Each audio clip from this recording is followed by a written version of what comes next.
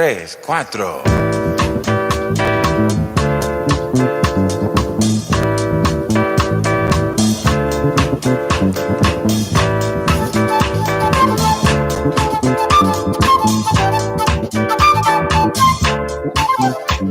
You see that black boy over there running scared. His old man in a bottle. He done quit his 9 to 5. He drank full time. Now he's living in a bottle. See that black boy over there running scared. His old man got a problem, and it's a bad one. He ain't done pawned off damn near everything. His old woman a wedding ring for bottom. And don't you think it's a crime when time after time after time people in the bottom, there's people living in the bottom. Hello. Welcome to the Reality Check with Charles Butler. Hello, Gil Scott here and there. Kick off the show every day gets me in the right frame of mind to understand that we live in a great country, great, wonderful country, and we still have a lot of work to do in a lot of different areas. But I tell you, nothing ever really warms my heart than to hear from and hear stories about military families. Having grown up in a military family, aunts, uncles, father, veteran. I'm a veteran. My brothers are veterans. We certainly, I love a good military story. I love a good military family. And one of the items that I ran across, and the young lady that I was introduced to this week has an interesting story to tell that we're going to share with you today and that you need to hear. Miss Shar Westfall, she was married to a Navy SEAL. She's a Navy SEAL widow, and she said, permission to grieve and a prescription for hope. And let's bring Miss Westfall on. How are you today, Shar? I'm great. Thank you. How are you doing? I'm outstanding. You sound so young to be a widow. You sound... I wish, but I was young when it happened 15 years ago. 15 years ago? Oh, my God. So where was your husband stationed? West or East? East Coast or West Coast? He was on East Coast. We were in Virginia Beach. Virginia Beach? Okay. And which team was he on? Do you remember? Yes, he was on SEAL Team 10 when for his last deployment. Oh, man, I tell you, I remember when I was in the Navy, I don't think they had over 6 teams. They have grown so much in the last 20 years. It's amazing from a very small group of small community to the community it is today. Tell me a little bit about, yes, your husband comes from that generation of Navy SEALs that did their job, and they didn't write about it. They didn't talk about it. They just did it. And today, we have like several programs, Navy SEALs, SEAL Team 6, all kind of books. People are out giving speeches. And, I run into guys who I know were Navy SEALs, and they just kind of laugh, I say, well, we told some of the stories of some of the things that we did. They'd make this look like kid stuff. So you kind of, you go, yeah, but anyway, you were in Virginia Beach. Virginia Beach is a great duty station. In fact, I was stationed at Miramar, and I was stationed over at Coronado, NAB Coronado, during my time in. But I remember flying into Virginia Beach to the airfield and going to the O Club, and the guys telling me on the way to the O Club, well, Charles, you might not get any, you might not get any action because we're in Virginia Beach, and we're in the South, and so I go into the club, right? I'm the only black guy in the club, only black officer, and this young lady, beautiful young lady, walks over to me, and she says, "Hi, what's your name?" And I said, "My name's Butch," and she says, Oh, well, welcome to Virginia Beach. And I mean, I almost melted. I mean, you know how they talk down there, they talk like sugar. And man, I had all kind of chicks all night. I'm talking to all these great, great looking chicks. And the guys are going, yeah, dude, you only got that because you black. Okay. I said, well, I thought I wasn't supposed to get any action, but anyway, it was fun. It was Virginia Beach and the Navy, both, just great opportunities, great people. Where can we get your book? Tell us a little bit about your book, why you wrote your book, and where we can pick up a copy. Okay, well, I wrote it because my current husband encouraged me to do so, along with another friend. He said, Shar, you were widowed at a young age of 29, a tragic loss, a national, known tragedy as it was. You went through some ups and downs. You've always been a Christian. You got angry at God. You found your way back. You've remarried and you have a great life. And although, you still deal with grief and you still have your moments of sadness, you really are like a success story. And so he said, you should really write about it. And that way people can hear that they're not alone. He's like, I just remember we were friends before we ever started dating, my husband and I. And he said, I just remember you always saying, I just feel like I'm crazy. Like the feelings I'm feeling, I just so afraid to share them with anybody. And am I alone in these feelings? And he said, I think it would help other people if you shared that. And so that's just kind of where it came about. Mm-hmm. And it was therapeutic for me to do so. And I'm extremely nervous, because like, as you said, especially the SEALs and the community are very private. And so a little nerve-wracking to put myself out there. But one mm-hmm. of the things a couple different editors and publishers along the way would say to me, we'd really like you to add more of his missions, exactly. Exactly. What he did and what the SEALs. And I was like, well, first of all, I'm not a SEAL. Second of all, I wasn't there. Right. Third of all, that's not my story to tell. My story is as a wife. Dating. Yes, as a wife. My dating, my life, losing him, my grief and my life now. And so they're like, well, we just really want the SEAL story. Well, he was on that mission with Soul Survivor, right? That Soul Survivor is based on, right? The Lone Survivor. Yeah, Lone Survivor. He was one of the SEALs that was, shot down in the helicopter. So back in 2005. That was, how did that? I remember when that happened, and it was just so tragic. I think more SEALs died on that one day than in the history of the whole forces. The whole unit. It was just so tragic that they got lucky and got an RPG in that thing, Yes, I completely agree. And that's just kind of what I say. I'm like, they got a lucky shot off. And it was the biggest loss since the Vietnam War for the SEAL community. And then unfortunately, we go and there's another tragic event in 2011 and we lose 31, 32 guys. So that was just another what happened that day? I can't remember. It's called extortion, and it's pretty much the same thing. They were going out on a mission, and the Taliban got a lucky shot off and shot down a helicopter, and all of them on the helicopter were lost as well. Yeah. Well, I tell you one thing: if there's anything that those Taliban hate to see coming, is those Navy SEALs. I tell you, and the U.S. Marine Corps, because those boys don't play. I always say when they want to get something done, they want some fighting done. They send in the Marine Corps, and generally it used to tickle me that the SEAL community would always say, well, no, you're not the first on the beach. We scouted the beach. We planned your invasion of the beach, dude. As a matter of fact, don't go too far this way because but anyway, it's really an honor and privilege to talk to you because, like I said, I was around SEALs for quite a while in San Diego, and just very special people, very special women, very special lifestyle.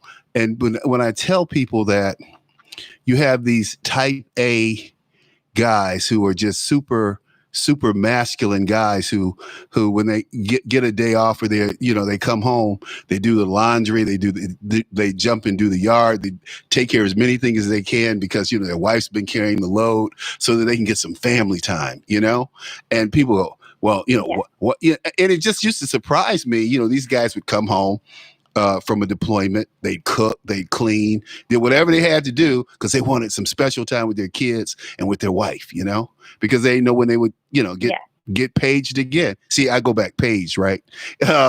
We didn't have they didn't have cell phones when I was around, but it's just a very, very interesting. And like I said, and the thing that I loved about that community was you didn't have a lot of what do you call it, infidelity, to put it in a nice way. People were close, but they didn't cross those lines. You know what I mean? Correct. Yeah. They all tried to be very respectful of each other's wives, of their families, and you don't see that in the private sector. You get out in the private sector, and you think you're close to someone or they're like family, when really they're trying to have sex with your daughter or your wife or something. That kind of stuff. I never thought about any of my Navy friends' wives sexually. Not one. Ever. I mean, they were like sisters, more than anything else. Right. But that's the kind of family that we have that civilians don't understand.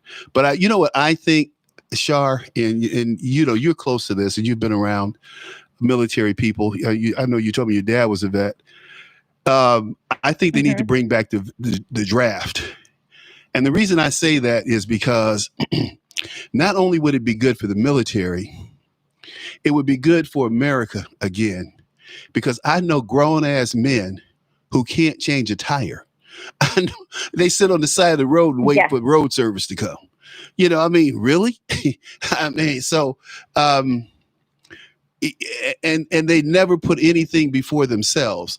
And if there's anything that you learn in the military from day one, is that there's something here that's bigger than and more important than me. That I'm a part of. Correct. Yes. Yep. I agree. I think we've gotten a little soft, to say it nicely, in today's world, for sure. So, but you didn't tell us. You remember I told you, tell us where we can buy the book, because I want your book to sell. Well, thank you. So right now, I actually got my inventory delivered to my house yesterday. So if you want to buy it direct and get it now, you can go to my publisher's website, which is ballastbooks.com, BALLAST books.com. And then you can get an autographed copy from me, which still sounds funny for me to say, because I'm like, who wants an autograph from me? But some people are requesting it, so that's exciting. It is. Or if you want to wait, Amazon is still doing pre-order. It's still a pre-order, and they will be getting those shipped out around August 25th, if not a little bit before. So those are your two options right now. Well, when you talk about faith and your experience with God and those reactions, I'm sure, one of my most difficult tasks in life has to be a CACO officer. Casualty accident officer. That is, that's one of the worst experiences a person could have. I'm telling you, because you just kind of have to suppress your emotion and deal with with what's going on. And it's, in every situation is different. Yes. Yeah. I remember my two CACO officers were with Team 10, but were back. They didn't go over to Afghanistan, and they had never done that before. And so it was a learning curve for them as well. And just watching them try to do their job and not get too emotional with, for me, to keep me strong and understanding. Yeah, I can't imagine what that's like, doing that job by any means. Well, I tell you, I am just so proud of you that you wrote this book, and that you're sharing this book with the rest of us, because it's a side of America. It's a side of the country that, we need to hear more from, because, the military family gets ignored in these long deployments. We've been fighting this war in Afghanistan for 20 years. If we'd done that with World War II, if we'd fought World War II, the way we're fighting these wars today, they've still been going on for 10, 15, 30 years instead of 3 or 4. And it's just unfair. And that's what I've always disliked about the way the government has conducted itself since Vietnam, and during and since Vietnam, I should say. And having experienced it up close and firsthand, a president makes a big difference. And this president, he stepped up to take care of our military people. He doesn't pay lip service to the military. He delivers. And I'm very proud of that, very proud of him. And the fact that he's looking after military families, as well as our troops and our sailors and Marines and Coast Guardmen. And, it always just warms my heart, because, we are such a great country. We're a terrific country. And we come together in times of need, and we should come together. And I hear all this thing about divisiveness. Who cares if we're politically divided? I don't care. We've always been politically divided. We've had differences of opinion. Really a big difference of opinion when we fought the Civil War. But, in World War I, 125 Americans were imprisoned because they didn't agree with Woodrow Wilson and the World War I. Same thing with World War II. We had conscientious objectors who were imprisoned, and communists and socialists here in America. I mean, then, you look at Vietnam and the anti-war protests, and then you look at these people today and their lawlessness. And I just don't have a lot of patience for it. You and I were laughing earlier when I was telling you my story about dealing with customer service, ATT customer service, and these people talking about, how can I help you with that one? What? Yeah. I'm like, we need to get back to being America and Americana. And I'm just very, very happy that we have the American people moving back that way. What do you think? I agree. I was talking to somebody the other day, and I said, I'm just very sad that our children are not being taught true history of our country. Mm-hmm. And because I feel that's the only way we can continue to grow and learn. And, some changes need to be made, but this is America. And what happened, we were so for America and for our country after 9/11. Mm-hmm. And now it's just like, nobody loves well, not nobody. A lot of people still love this country, but I feel like the ones that don't are just trying to destroy it. I'm like, what have you been taught? Where are your values? Where is your love for this country? And it just makes me very sad. And I have a conversation almost daily with my 11-year-old, and he just kind of looks at me like, why are they doing that? Well, why do they feel that way? And I'm like, exactly. I know that I'm teaching you the right things then if you're questioning that as well at 11. So. Yeah, well, he has to question that behavior. I mean, and you have to question the lawlessness of it all. I guess I've always rejected the lawlessness of protesters, especially the Vietnam protesters, the anti-war protesters. I always thought that they were wrong. Never could, even though I went to a college that was an anti-war college. In fact, the underground Weatherman Underground was founded on my campus by Bill Ayers, Barack Obama's friend. And oh wow, yeah, and I live here in Chicago. Bill Ayers used to live right around the corner from me, and Obama moved around the corner from us. But two people that I couldn't be any more opposite than those two, who were obviously out to destroy America and fundamentally change who and what we are as a great nation. We have a long way to go. You're right. When I look at history, and I look at the history books, and I look at the purposeful elimination of Black Americans from our history, And I've said this since I was a kid because I was a history buff, and my mom and my dad were both history buffs. And, I knew at an early age that Dory Miller was a black man at Pearl Harbor who won the Navy Cross.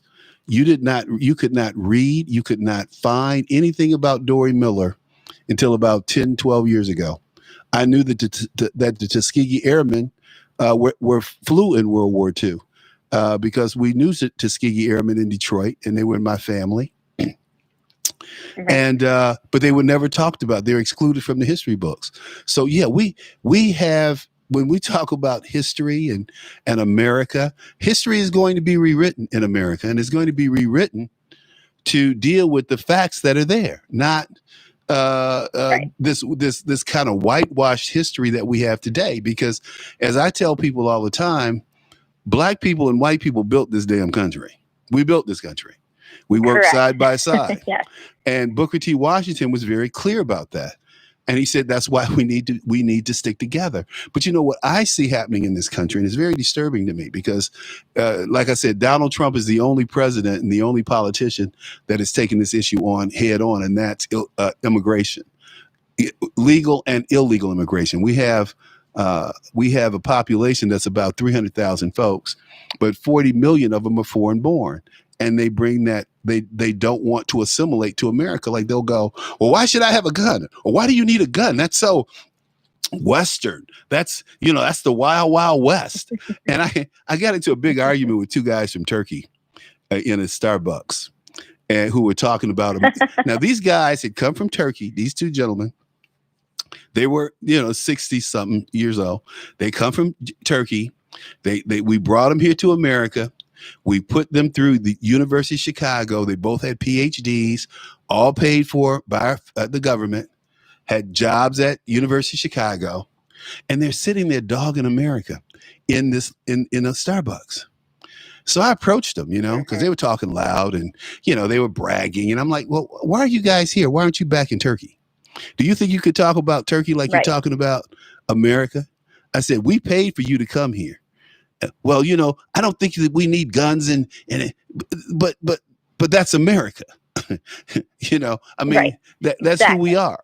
But we just have, in my opinion, we have just too many foreigners in this country, too many foreign born people, too many foreigners in this country. And it's changing the very fabric of America. I believe in free speech. I don't care if the Ku Klux Klan marches down the streets, as long as they're not hurting anybody, as long as they're not killing anybody, they're not shooting anybody. And I when I share that with people about Charlottesville, they get upset. But see, you have to look at the facts. You have to look at what actually happened. The marches were attacked by the protesters. Do I side with the protesters? Yeah, philosophically, I may agree that the monuments need to go. I know why they were put there in the first place.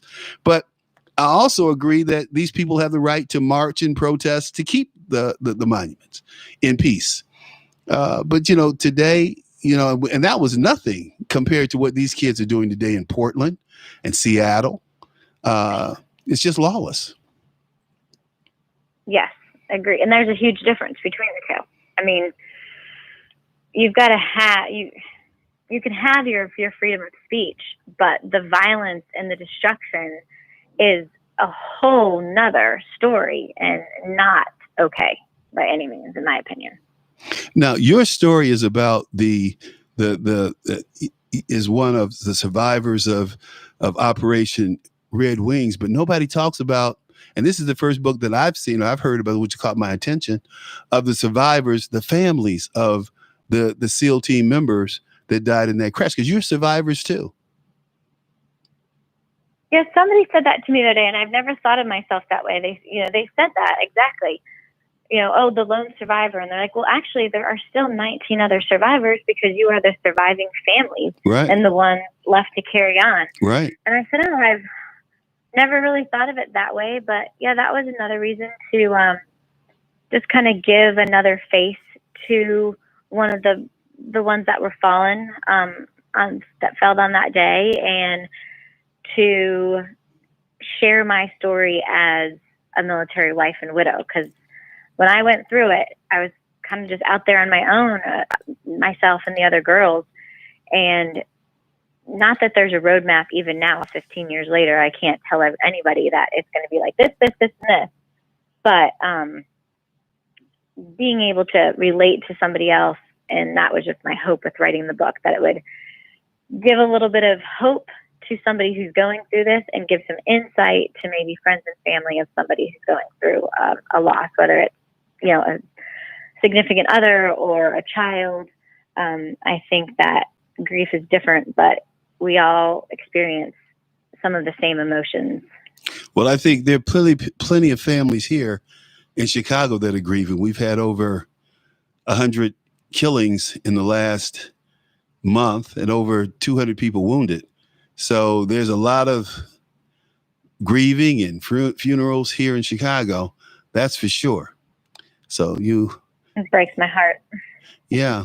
And we're not talking about a war. We are talking about war zones, but we're not talking about actual war. We're talking about domestic terrorism is what we're talking about in policing. So anyway, it has been, what, Shar, did I miss anything? Is there something you'd like to add? Because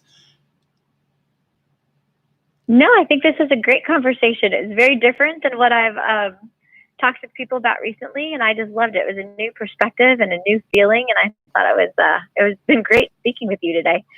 Well, I'm glad that I could bring a new perspective, but I've been there, and like I said, I have a very special place for military people, because we really put it on the line in that we take an oath. I hear people talk about being patriots and loving the country, but they never took an oath. I always say to people when they're talking about what a patriot they are and how much they love the country and all these accolades about the country, I say, well, did you ever take an oath to serve the country? Well, no, but my uncle did. No, but that's not you. You never slept. Yeah. You never slept in a sleeping bag. You weren't at sea for 30 days, 40 days. You can't live that vicariously, sir. Yes. So. Yep. And I thank you for your service, because I know that it's quite a sacrifice for you all. I mean, like you said, my dad's Navy and 20 years, and my brother-in-law is the Army, and my brother was Air Force, and so you get it all covered all around me. So I know what a sacrifice that is. You got it all covered, and you're welcome. Yeah. But it was a privilege and a pleasure. I just hope that we keep learning and growing, and we become better as people and as a country. Get those people home safe, get them out of harm's way. Because these endless wars really don't accomplish anything, I don't think. And this really put a big toll on families and on the servicemen and women who are out here doing their jobs.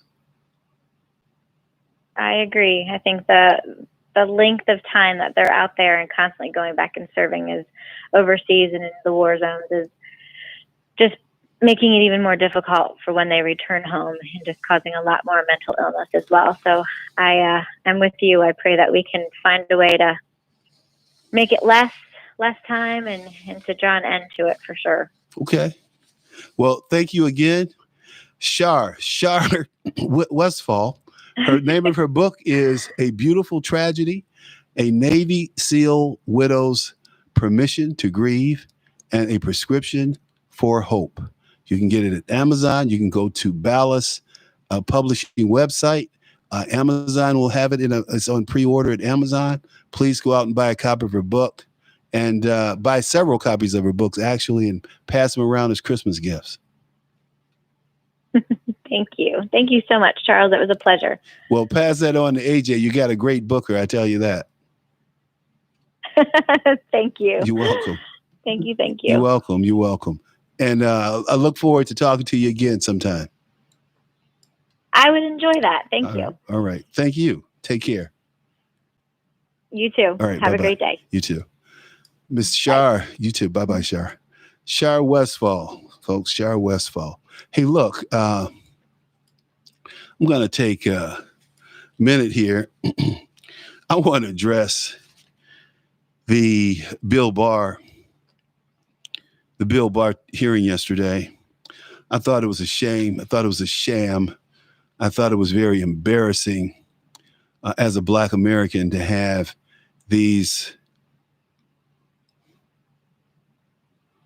Black congressmen and women to be so disrespectful to the Attorney General for political partisan reasons.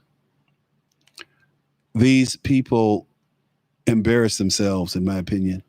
They belittle themselves, in my opinion. And one of the worst was Cedric Richmond. And, I'm sitting here, I listened to what he had to say. I played it a couple of times and went over it a couple of times. And I can tell you that it really pissed me off what he said to the Attorney General. So I'm going to play a clip and let you hear what he said to Attorney General Barr. Here we go. Now, let's see here. Oh.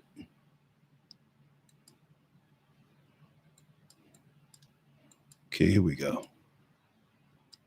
Attorney General Barr, you started your testimony with eloquent words about the life and legacy of John Lewis fighting systematic racism, voter intimidation, civil rights.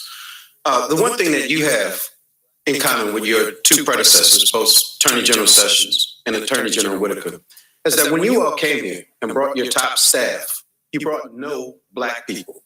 That, sir, is systematic racism. That is exactly what John Lewis spent his life fighting. And so I would just suggest that actions speak louder than words. And you really should keep the name of the Honorable John Lewis out of the Department of Justice's mouth. Wow. That's deep. That's deep.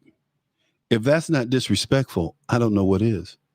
See, and, Barr can't really say anything back. I mean, he said, well, but Barr was cool. I mean, these people came at him all day. And he was just, he was just matter of fact. He was just cool. He was just, just flipping them off. Boom, boom, boom, boom. He, just boom, boom, just taking their jabs and blocking them and parrying and moving and ducking. And I think he did a great job. For Congressman Richmond to tell the U.S. Attorney General to keep John Lewis's name out of his mouth because he didn't have any substantive Black staff. Man, I would question how big his Black staff is. Because, see, quiet as it's kept, all of these congressmen and women and senators, they have white staff. They have white chief of staffs. They have white interns. They have, white kids on the Hill. You don't see many Black kids. You would think there would be more since you have 44 Black congressmen and women in office, but there's not. So why didn't they reach back in their districts and bring people to Washington, D.C. who looks like them? That is the question. But see, they want to talk all this Black talk. I'm Black, and you didn't bring any Black people with you, William Barr. Did you offer up any of your friends? Did you let the Attorney General know that there's some qualified Black folks out there that he might want to interview? The answer is absolutely not. No is the answer. They didn't go to Barr and say, well, hey, Attorney General, you might want to consider Bill Davis over there. He's a Harvard grad. He has 25 years experience in, civil rights law or trade patent law or blah, blah, blah. No, that's because that's not what these Black representatives do. All they do is sit on their ass and collect a check every 2 weeks. That's all they do. And they pass bills and their interest in poor ass black people and criminal black people. They never deal with people who are high achieving, people who want more in life than a few crumbs, people who want to experience the greatness of this country and the American dream. They're always trying to deal with poor, ignorant ass black people. I'm just putting it out there. We are the only group in America that gauges our progress, gauge our status by the lowest denominator in the race. I'm not ghetto. I didn't grow up ghetto. No, I speak the King's English. We don't talk about this and that like Al Sharpton. Al's supposed to be black. This here. I mean, Negro, please speak the King's English. You know, he's a fraud. I can tell you stories from white dudes who talk to this guy, Sharpton, about his act. He's acting black. I mean, he's a charlatan. And he can sue me. And it's good. It'd be good for me. Give me a little publicity. But Al is a fake and a fraud as far as I'm concerned, and most people are concerned he's a fake and a fraud. Hey, you mentioned bogus Russiagate. In your opinion, as the oops, here we go. Did I tee this up right? Let's see here. Let's play it again. Thank you, Mr. Chair. Yeah, I did. Okay, so bogus Russiagate. Now, we all know that Russiagate was bogus. And, their heads are going to roll. And the Democrats know it, too. That's why Hillary Clinton was called Barack. I'm sorry I lost. Yeah, because, the shit's getting ready to unravel. Did I say that? Did I curse? Yeah, I did. Bing, bing. Drop a little coin in the chest there. But seriously, the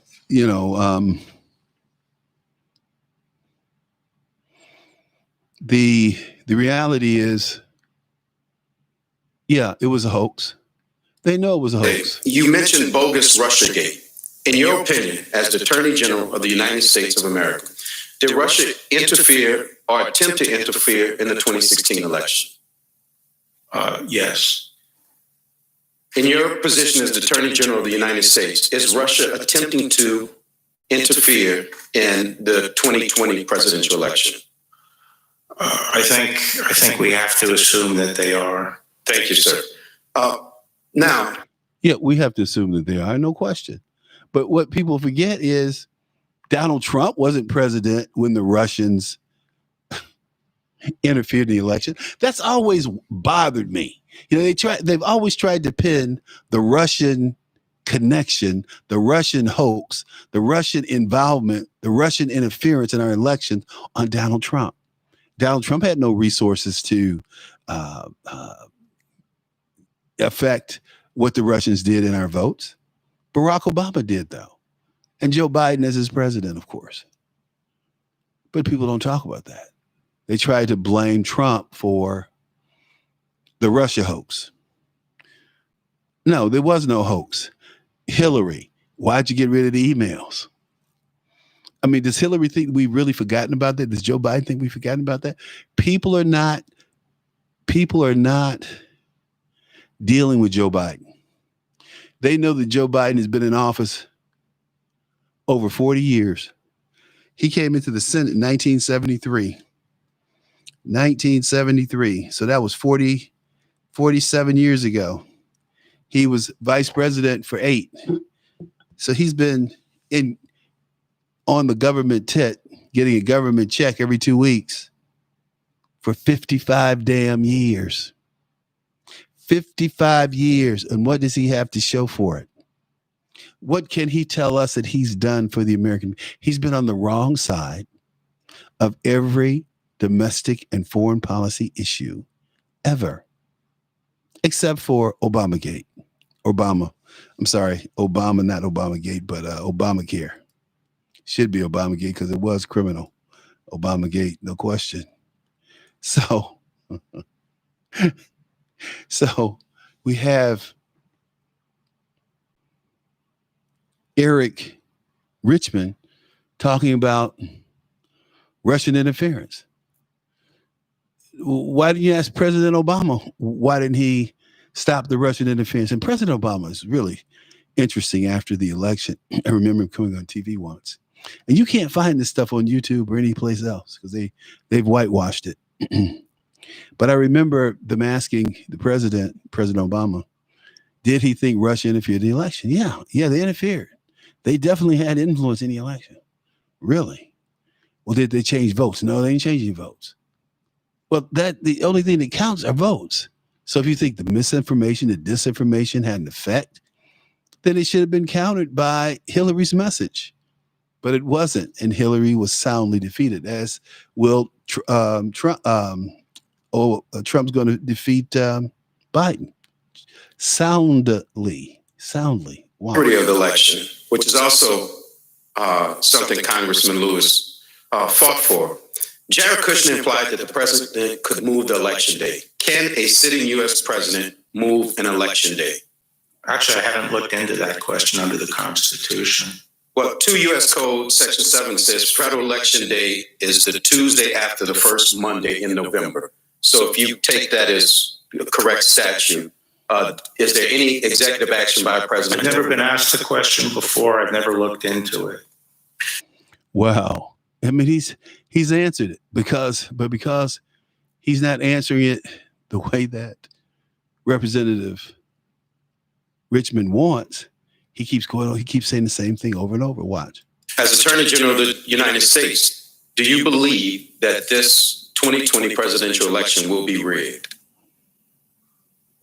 I have no reason to think it will be. President Trump tweeted that the election will be rigged, but he also tweeted that when he was losing to Hillary Clinton, and he tweeted that the day after it was Fox showed that he was losing. Yeah, he did tweet that. I remember. But it won't be close this time. It's just like last time. Won't be close. Joe Biden is going to get trounced. And you can lick your wounds on that one. Because I can tell you, I don't know anybody. As the Attorney General of the United States, that mail-in voting will lead to massive voter fraud. I think there's a high risk that it will. Of course it will. Here in Chicago alone, about a month ago, one of the reporters from Fox 32, local Fox station, went out and did a survey. See, here in Chicago, we have blocks and blocks and blocks and blocks and blocks and blocks of no homes, but they still have addresses. Well, of course, the city knows where those addresses are and what they are, even if they have no house on them or a tenant staying there or a homeowner. They know about these blocks of home where they can get mail to them. And when they bring them back, they just check Democrat. Democrat. That's what people do. Black people, anyway. Vote Democrat. I'm voting Democrat. You ask them why. Because my daddy was a Democrat. His daddy was a Democrat. It kind of reminds me of that story I like to tell. I was dating this woman. We were fairly serious about each other. So I used to go to her Sunday afternoon meals at her grandmother's house. And so one day I was asking her grandma why she cut the end off of the roast. And she said, I don't know. So I should say I asked my girlfriend's mother why her mother cut the end off the roast. It was my girlfriend's grandmother whose house we were at eating. So she said, I don't know. Big Mama's always cut the end off. And so the other ladies at the table said, yeah, we always cut the end off of the roast. And so I said, Miss Lewis, why do you cut the end off of the roast? That's where all the juices are. That's where all the drippings get sucked up into the meat. She said, well, baby, I just never had a pan big enough to put the whole pot roast in. We laughed. We laughed. So they had missed all these years. They had missed that that crispy, juiced end because grandma didn't have a pan that was big enough to put the pot roast in the first place. I love it. Great story. That's the way I look at blacks and voting. Hey, they just can't get it done because grandma was a Democrat and daddy was a Democrat. I just laugh because I don't know too many Democrats I would vote for. Anyway,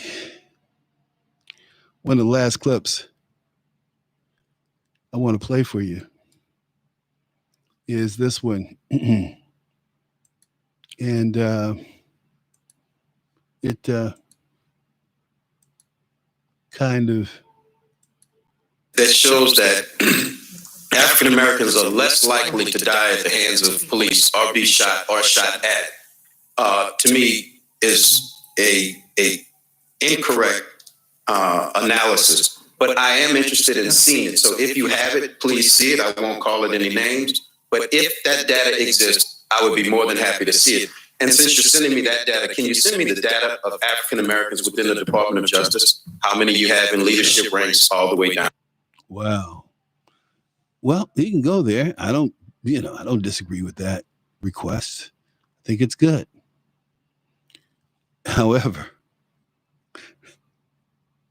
I spent a lot of time at DOJ analyzing public policy, history. And I can tell you that really it's amazing how these people kind of reach or have overreach on any given subject. Like at one point, Richmond is talking about Black minority health disparity. Well, do something about it. J.C. Watts did. Do something about it. Here we go. As the Attorney General of the United States, that mail-in mail would somehow, because he lost an election, protest in which sense? Well, we know that the other day, there was an election somewhere here. I think it may have been here in Illinois, and Donald Trump lost. He had him redo it, and he won. Pretty sure that was here in Chicago. But it doesn't make any difference. How does COVID disproportionately killing blacks, how does that resonate with Donald Trump? How does that correlate with Donald Trump? It doesn't at all. And if it hadn't been for Trump stepping up, stepping in, more people would have died. All races, creeds, and colors, because guess what?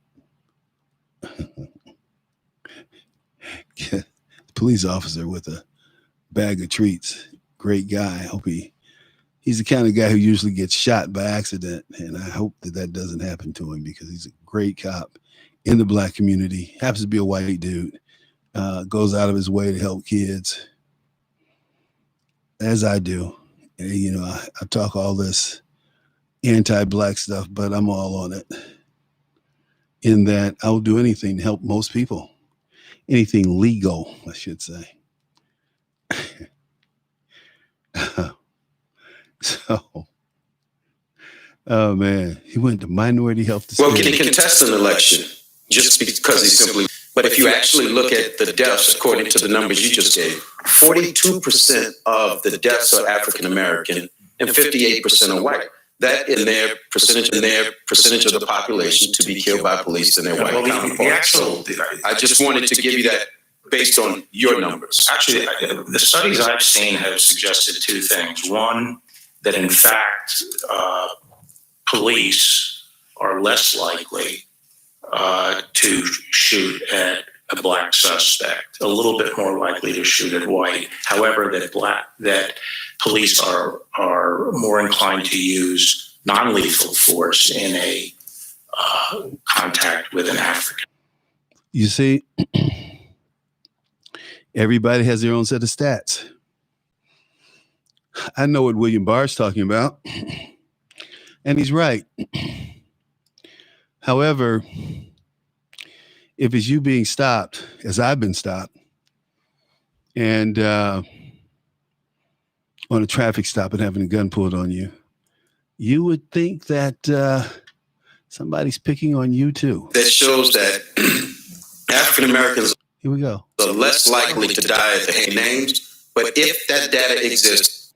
Yeah, well, the data exists. I know that. But my worry about getting shot is not some cop shooting me, some baby face looking kid blowing my brains out for a gang initiation. You know, that's what you have to pay attention to. But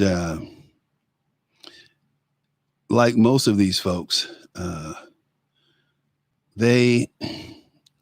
Richmond runs around grandstanding for cameras. He and people like Camilla Harris. I can't stand Camilla Harris. When Camilla Harris wrote a book, and she didn't include Willie Brown, I was like, this is junk. This is junk.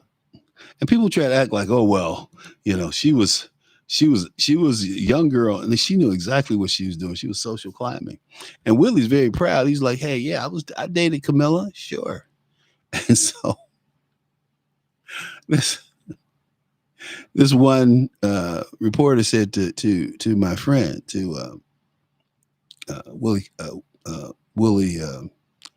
what's his name? Willie Brown. He says to Willie Brown, he says, well, Mr. Brown, you've been married since 1952. Reason I remember that because it's my birth year. So you've been married since 52. Willie looked at him and said, my wife and I relationship is between me and my wife, and what we define our marriage as. He put a crink in that guy's armor, did he not? Like, hey, dude, don't tell me how I should be married, what I should think of marriage. Can't do that. I love it. I love it. You can't make it up. Can't make it up. I'm trying to click on and see if I'm broadcasting today out on Red State if Leonora Cavoto's on. Can't do that. Yeah, I'm broadcasting, so it's cool.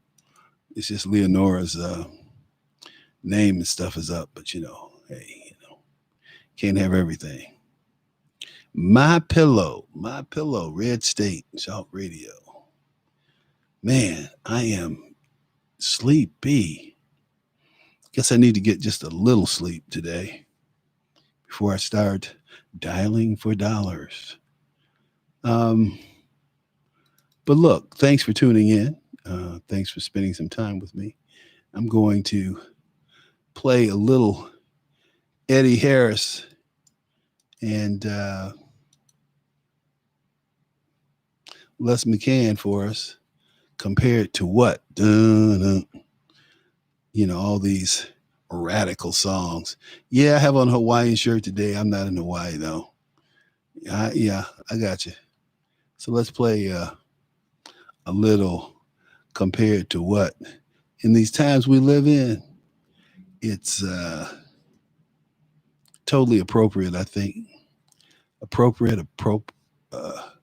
So let's get with it. Gotta make it real compared to what?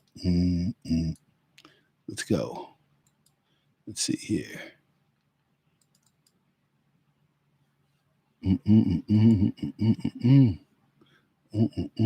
Push and shove. Okay. Motivation that's waking up the whole doggone nation.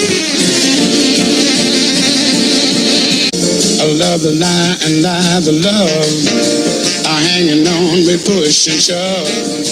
Possession is the motivation that is hanging up the goddamn nation. Looks like we always end up in a rut.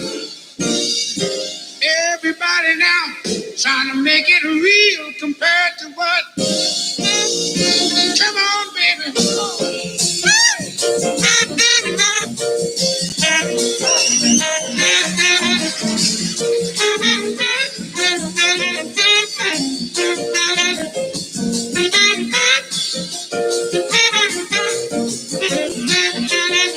Okay, folks, we'll be back tomorrow, same time, same place.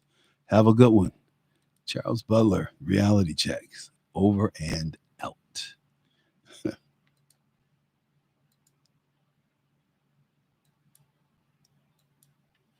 The light alone. Mm-mm-mm-mm. Mm-mm-mm-mm-mm-mm-mm.